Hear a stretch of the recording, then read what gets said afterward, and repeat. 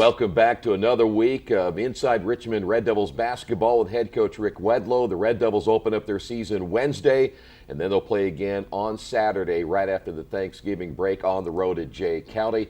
And we're going to talk about this team. In fact, last week we said we'd kind of break this team down a little bit and kind of get an idea what this roster is all about. Welcome back to week number 2, and ready to get this thing going? Absolutely, man. Good. It's been a little bit time coming, and it's time to play some games now. I mean, we've played against each other for quite some time since the summer. Some really competitive pickup games, and having former players come in and play with us, and been again going back to playing against ourselves and beating each other up, and now it's time to play somebody else. And so I'm excited to see what it's going to look like.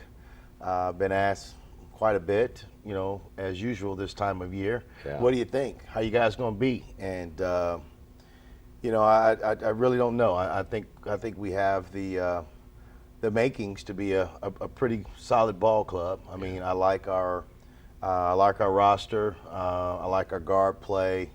We have some decent size, and I like the flexibility in our lineups that we can feature. I mean, we can go guard heavy, we can go big.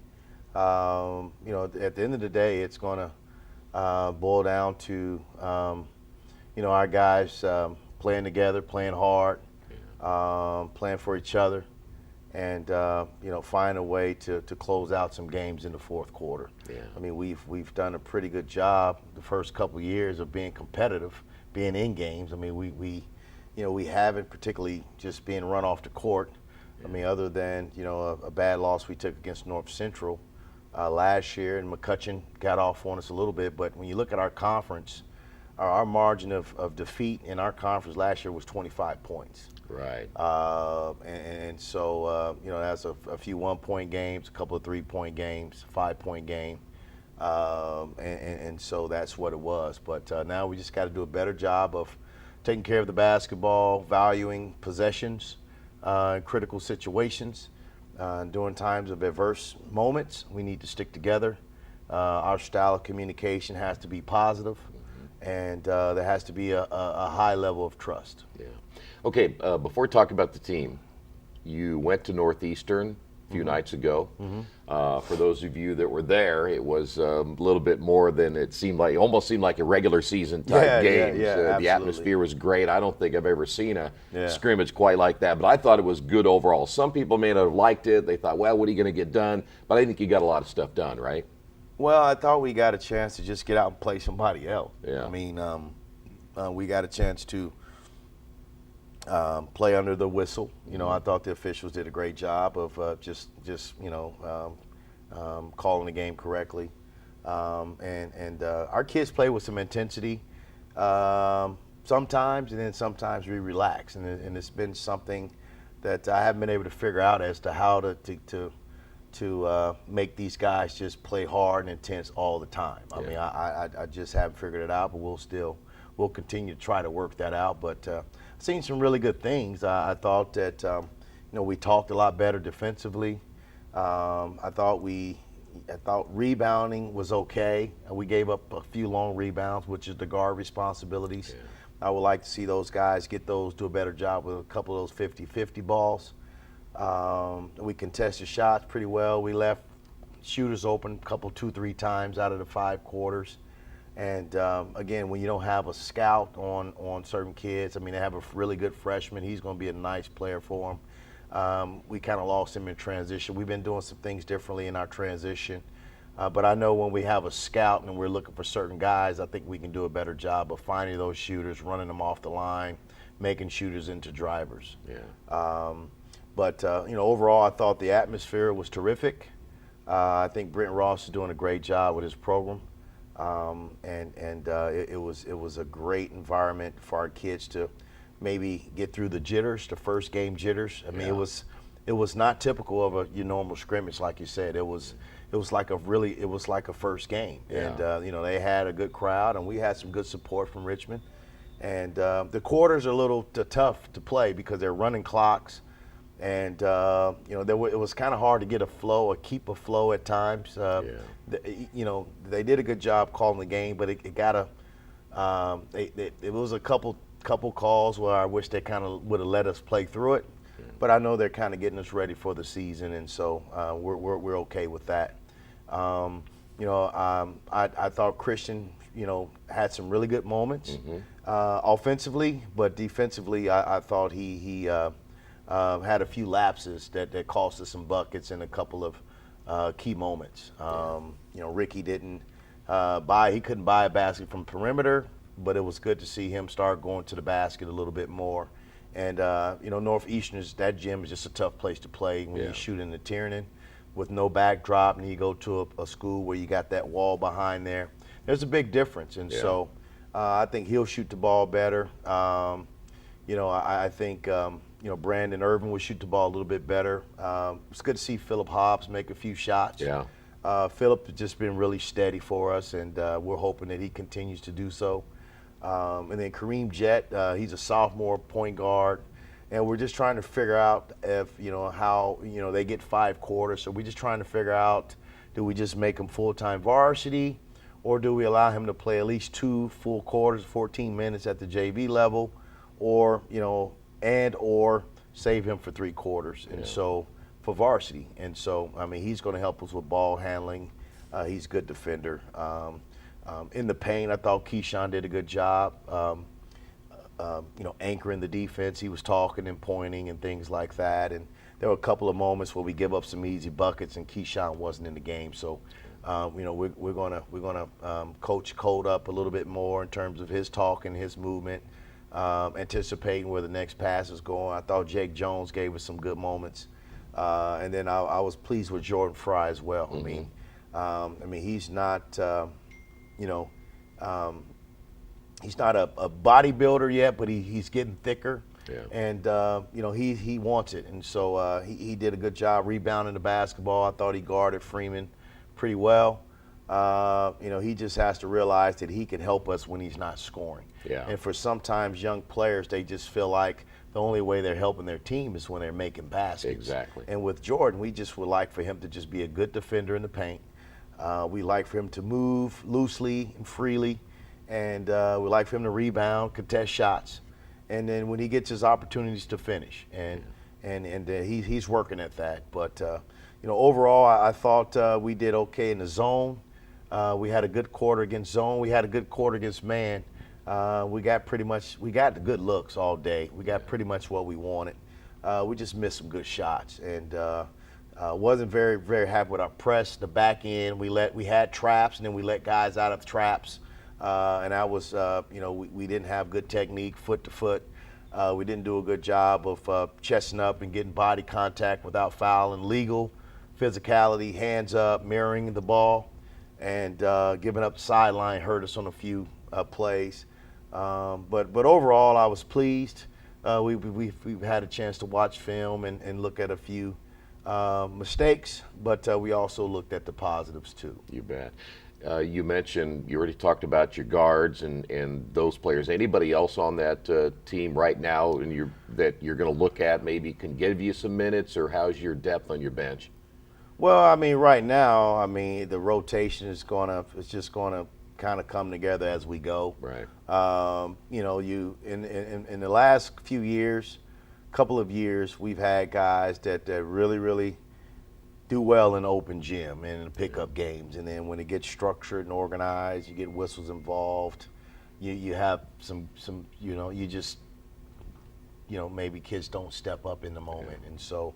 Right now, that's why I'm cautiously optimistic about our depth and our rotation, and we're just going to see how it plays out. I'm going to give everybody an opportunity to play, and when you get those opportunities, do something with it. And if you don't do anything with it, we just have to look at some other kids. But I'm good with playing 8 or 9. We'll dress 12 to 14, and if any kid is on that bench that can help us. We want to give them a shot. Yeah, that's what the preseason is for. Exactly. All right, well, speaking of that preseason, it begins on Wednesday when the Red Devils will be hosting New Pal. And then on Saturday, they'll travel to Jay County. We'll talk about those 2 games coming up next right here on Radio Troy Digital Sports.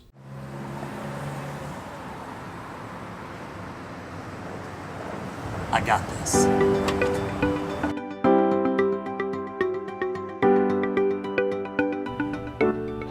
I got this.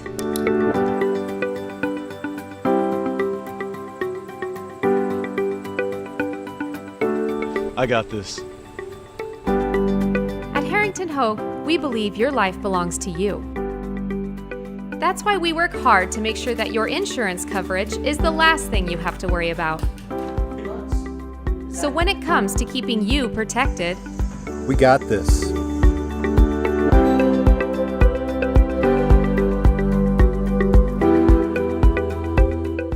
As mentioned before the break, the Red Devils open up at home coming up on Wednesday. They'll take on New Pal. You'll see that game right here on Radio Troy Digital Sports, and then the Red Devils head to Jay County coming up on Saturday. New Pal, predominantly a football school. There's no doubt about that whatsoever. Talk a little bit about what you see in them in their basketball program as you head into Wednesday's game. Well, New Pal, they're going to be a hard-nosed group of kids. Yeah. Just like you see on the football field. They're going to be tough. They'll be strong. They'll be physical. They play a deliberate style in terms of in the half court. They run some good motion, and they do a good job of getting it to the people that they want to shoot. And we're going to have to really work against screens, pin downs, and flares, and staggers, and so forth.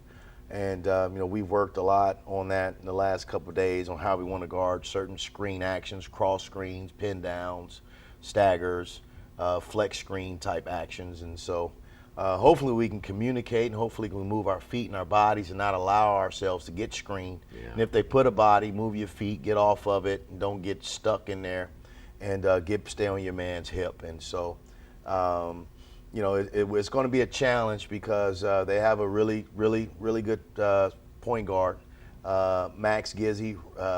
Ricky has played with Max the last 2 falls in the 3 Stripes League at Warren Central. Oh, good. And so they're friends. His dad has, asked for Rick to play with them several times with a group of kids in that area. So there is a level of familiarity with a couple of their players, and they're just solid, heady kids. I mean, they can make open shots, and they don't turn the ball over a lot, and they just make the right play. And that's going to be a challenge for us, is not allowing them to get too comfortable, not allowing them to run their sets as well as they want to run them. Find a way to take them out of their rhythm, and then when we get it off the backboard, we're going to have to use our athleticism and our speed and our quickness to kind of counter their zone. I mean, they're predominantly zone team for what I've seen from some film from last season, combination of 2-3 and 3-2, and we've had some good moments executing against 2-3 and 3-2. The key is that we can knock down some shots. Yeah. We can be patient enough to attack gaps, get the ball inside, and then when we get it inside, there's nothing there. If we get a post entry, there's nothing there. We can look opposite and try to attack off of that swing. But basically, man, just execute and shoot the ball with confidence, and don't just take the shots to take them to make them. Yeah, I would imagine, and correct me if I'm wrong, they don't want to play the up and down the floor with you, right? I mean, they probably want to play the half court, or I don't think so. I mean, but they have good athletes. Okay. I just don't think. I don't believe they would want to play that up and down game. I think we would have the advantage there. I think in the half court, I'm hoping that we'll execute a lot better, than we have at times in the past.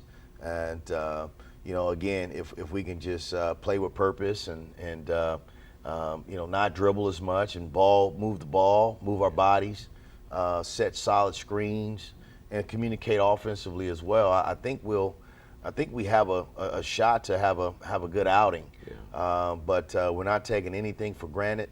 And they're a well-coached ball club, and they played a lot of young guys last year, and so they're experienced now, and a lot of those guys play AAU because I've seen them on the circuit.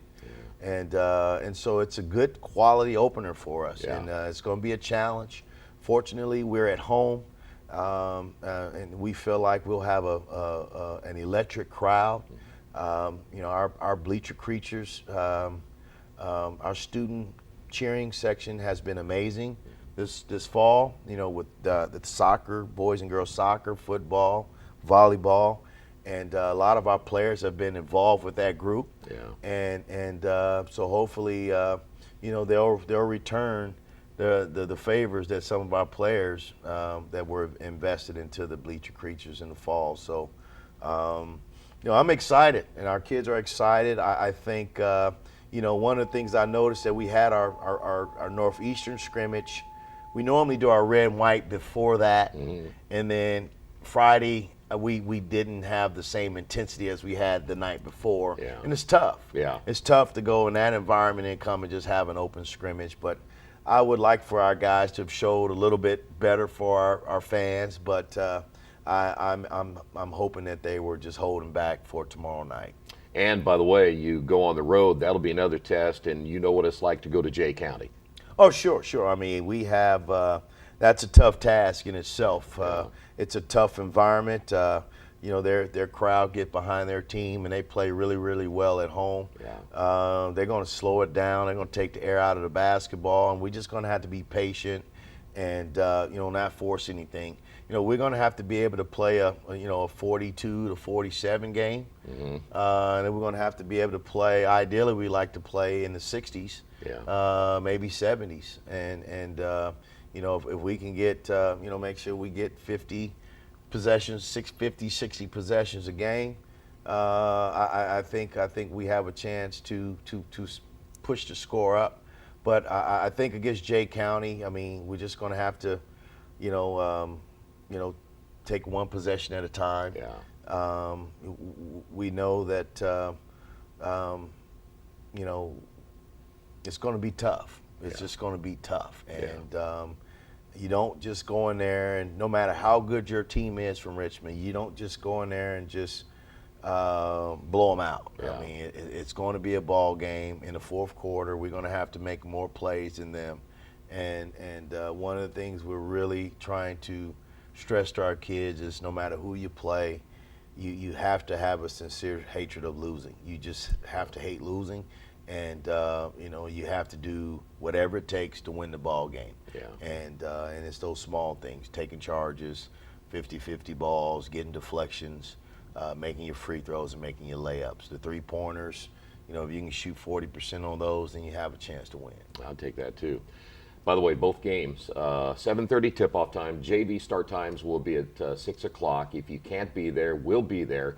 Both Wednesday as well as Saturday. And by the way, the other tough thing about Saturday, you're coming off the Thanksgiving break. The routine is different again, but I would imagine these guys are kind of used to that by now. I mean, after the last couple of years, right? Yeah, absolutely. I think, we're kind of 50-50 on what we'll do Thanksgiving morning, based upon how we play Wednesday tomorrow night. If we play well, we'll let them sleep in. If we don't play well, we'll have to get up and start fixing stuff for Saturday. But if we go Thursday morning, it'll be an early deal. 7:30 to 8:30, 8:45. So guys they need to get on the road and go visit family. They still have the rest of their day to do that, and then we'll come back Friday and in the late afternoon, early evening, and get a practice in, give people time to get back home, and just try to get focused and prepared for Jay County. It's a tough it's a tough 2 games that we have in front of us, but I think we're ready. I think we have the pieces necessary to be successful. Now we're going to have a few breaks, and we're going to have to play smart, and we're going to have to stick together, because the ebb and flow of the basketball game, you're going to have highs, you're going to have lows, and you just got to kind of ride it out and understand that team's going to have runs. You can be up 10. You can take 3 quick shots and miss, and then come down and hit 2 3-pointers or 3 3-pointers. Next, we're only up 1. Do you get tight? Do you continue to do what you've been doing? And do we